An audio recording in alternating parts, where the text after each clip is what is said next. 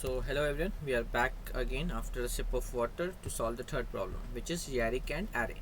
तो ठीक है, let's just take some time to read the problem and understand problem क्या बोल रहा है. You can pause the video and just try reading it. I will count to 5. 1, 2, 3, 4 and 5. तो okay, so अगर if you have read the problem बहुत simple है. Problem क्या बोल रहा है? Let's take the example of this array. This will be cool.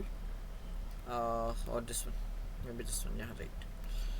Question basically Kadane's algorithm है. अगर if you know about Kadane's algorithm तो सिंपल सा कडेंस एल्गोरिथम ही होने वाला है. हम कडेंस एल्गोरिथम का ही कोड लिखेंगे with a little optimization, not optimization, just with a little change.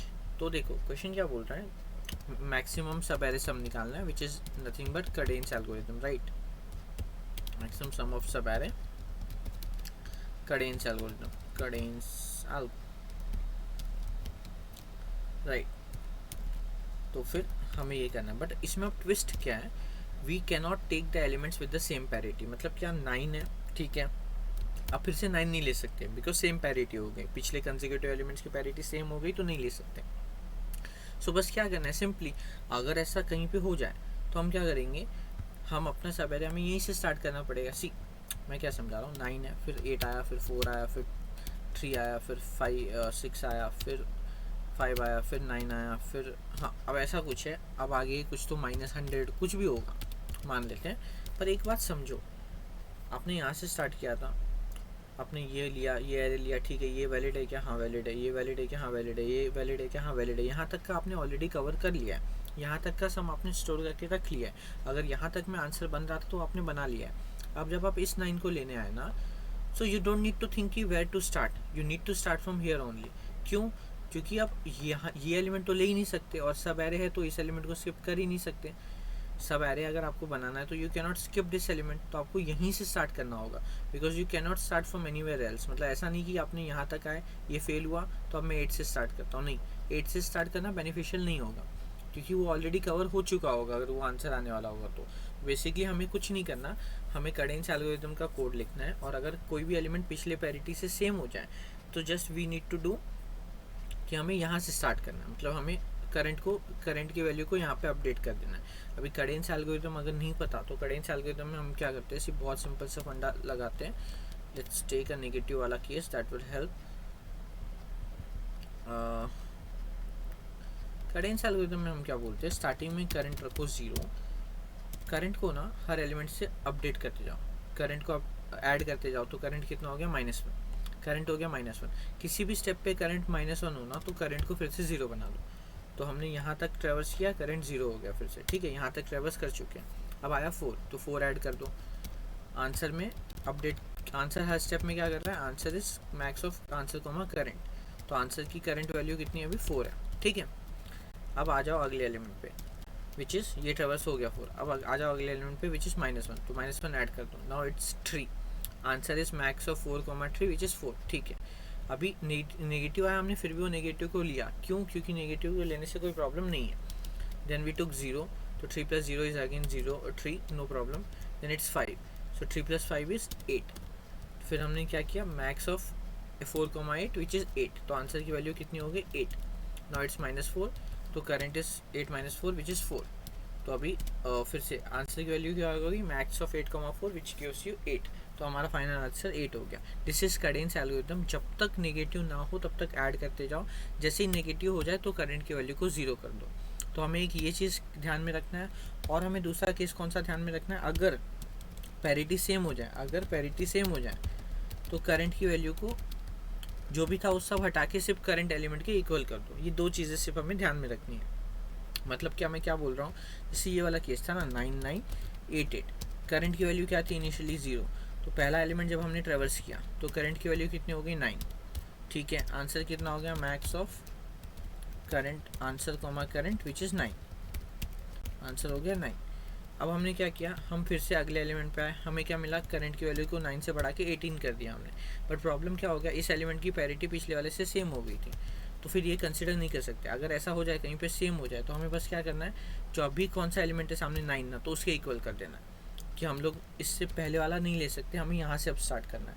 फिर हमने यहाँ से अगर स्टार्ट किया तो करंट की वैल्यू 9 है अभी के लिए, ठीक है। और फिर से आंसर क्या हो गया, max of current 9,9 which is 9, ठीक है।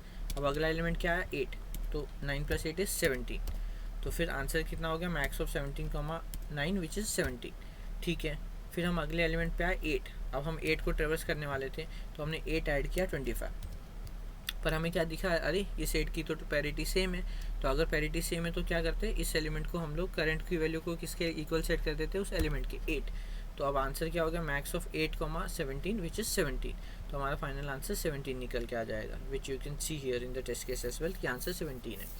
So pretty simple one, like Kadane's algorithm नहीं पता तो you can go and search about Kadane's algorithm 1 and उसको ट्राई करो एक बार। We will just try to write down the code of it, because बहुत सिंपल प्रॉब्लम है, कुछ ज़्यादा एक्सप्लेन करने के लिए है ही नहीं। तो एरे तक तो आई गेस इनपुट लेना सेम ही था। Now what we will do is, we will, जैसा हमने कहा कि करंट को 0 से इनिशलाइज करते हैं एंड आंसर को maybe let's initialize with int min, क्योंकि आंसर नेगेटिव भी हो सकता है।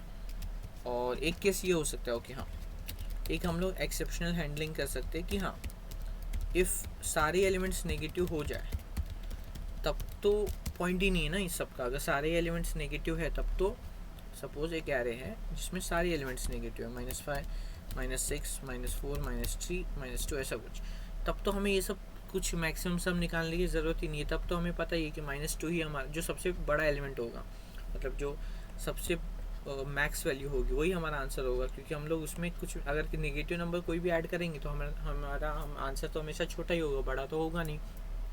तो हमें मैक्सिमम आंसर रखने के लिए क्या करना पड़ेगा, अभी जो मैक्सिमम वैल्यू है उसी को ले लेना पड़ेगा। कौन से केस में, जहाँ सारे नेगेटिव है, तो वो एक केस हम अलग से हैंडल कर लेते हैं कि अगर हमें कभी ऐसा हो जाए कि कोई पॉजिटिव एलिमेंट मिल जाए तो हम बोल देते हैं कि हाँ पॉजिटिव एलिमेंट है।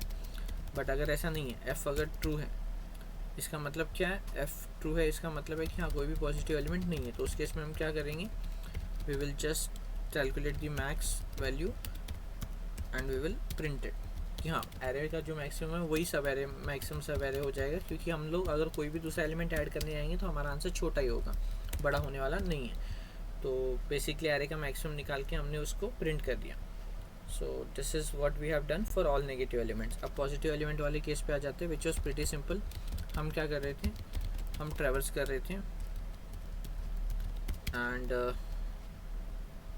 Let's do one more thing, इसको एरे ऑफ 0 से इनिशलाइज कर देते हैं and let's initialize answer with array of 0 as well.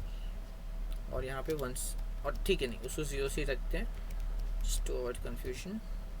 और हम यहाँ क्या करेंगे, हम यहाँ पे current plus equal to array of I कर देंगे, right. If current is at any step becomes less than 0 तो करंट इक्वल टू 0 कर दो।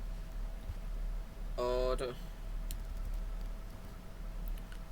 ठीक है ये बाद में करते हैं, ये एक चीज़ होगी। और एक चीज़ हमने और क्या देखी थी, if I is not equal to 0 just to if array of I और if array of I and array of I -1 दोनों की पैरिटी सेम है, इफ़ दोनों की पैरिटी सेम है तो हमें क्या करना है, करंट को इक्वल किसके कर देना है, एरे ऑफ आई के, राइट। अगर दोनों की पैरिटी सेम है तो हमने क्या बोला था, हमें करंट एलिमेंट के इक्वल कर देना है। अब ये जो पैरिटी चेक कर रहे हैं ना हम लोग, इसको just we will make sure कि पॉजिटिव वैल्यू आए, तो हम लोग एब्सोल्यूट ले लेते हैं, अदरवाइज -1 आ सकता है, तो that will be a problem. तो या now modular current equal to array of I हो गया। अच्छा अब एक बात और it's fine I guess, do we need to check anything else, I don't know, let's see. Okay right, अब हमें हर स्टेप पे मैक्सिमम भी तो कैलकुलेट करना है, तो answer will be max of current answer को करंट एंड लास्ट में आंसर को प्रिंट कर लेते हैं। So we will try to print the answer. तो सिंपल कैडेंस एल्गोरिथम ही है। कैडेंस एल्गोरिथम में सिर्फ हमने एक स्टेप ऐड किया ये वाला कि अगर पैरिटी सेम है तो फिर करंट एलिमेंट के इक्वल कर दो उसको, कि हम लोग बोल देंगे कि हमारा जो स्टेप है वो करंट एलिमेंट से स्टार्ट हो रहा है। So I guess yeah this is giving correct answer. Let's try submitting this as well. Again I guess ये एक्सेप्ट हो जाना चाहिए, बिकॉज कुछ भी ऐसे बहुत ज़्यादा कुछ था ही नहीं, हमने बेसिक कैडेंस का ही कोड लिखा है, सिर्फ एक लाइन एक्स्ट्रा ऐड की है इसमें, ये वाली, जो कि आई होप समझ में आई होगी हमने क्यों किया है। So yeah try submitting this, it is running on test case 1 C code लिखना इट्स प्रिटी सिंपल. कोड लिखना कभी भी डिफ़िकल्ट काम होता ही नहीं. इट्स डिफ़िकल्ट टू अंडरस्टैंड कि वो कोड में हम कर क्या रहे हैं, हमने क्या लिखा है, हमारा लॉजिक क्या है. That is something you need to understand. और अगर वो समझ में आ गया हो तो code is nothing. So yeah, it is accepted. So now we will meet again with the fourth one. Thank you.